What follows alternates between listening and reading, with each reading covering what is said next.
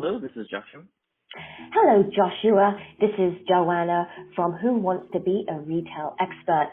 We have another question that's come in through our emails, and we wondered if you might be able to help us answer this retail topic question. Sure, let's hear it. Okay, the question is, how can the fashion industry make use of VR and AR? You've got just 60 seconds to answer the question, and your time starts now. That's a great question. What you hear in the industry these days is a lot of chatter around VR, which is virtual reality, and AR, which is augmented reality. And everyone wondering, how can we make use of it? Well, right now, it's very difficult in the apparel industry to make use of it. A lot of times, people think of these two tools as a technology looking for a problem. That's always the key thing that we think about at Provoking Consulting is specifically how do we solve problems. And right now, the problems that AR and VR can solve is not so straightforward. So in brick and mortar retail, the place where a sale takes place is in the fitting room. It's not at the cash register. Because I go to a wall, I pick out something I like, and I take it into the fitting room. I see if it fits me, and if it doesn't fit me, I put it back, and if it doesn't look good on me, I put it back. And so all those decisions, the buying of a garment takes place in the fitting room. Online, we don't have a fitting room.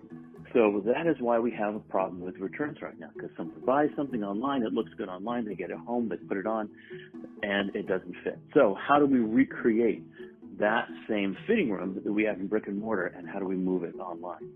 So that's where something like VR and AR can come in place. You can create a virtual fitting room. You can create a body avatar, which has all of your measurements, and you can try on digital garments that represent an actual garment for fit, shape, color, and you can see if that garment fits you online. You can see if you like it on your body, and if you do, then you can buy it and you can bring it back, and chances are when you get it in your home, it's going to look right on you and it's going to fit on you. So these are some of the uses that we're trying to explore in the fashion industry that can actually solve specific problems around AR and VR. That's great. I do have a follow-up question, and I think you know what it is, but how can TPC help with this problem? That's another great question. So right now, a lot of these technologies are not very broadly sorted out. They're not broadly figured out within industry. The solutions are not straightforward, or the technology has not been sufficiently developed to support this at scale. The other problem is a lot of companies don't currently have an infrastructure internally that creates these digital garments, this digital content that they can use for the virtual fitting. So Thought-Provoking Consulting, TPC, does two things here. Number one, we help you put in place that digital infrastructure within your company to help you create that digital content, and at the same time improve your product creation process dramatically through the efficiencies of 3D digital product creation.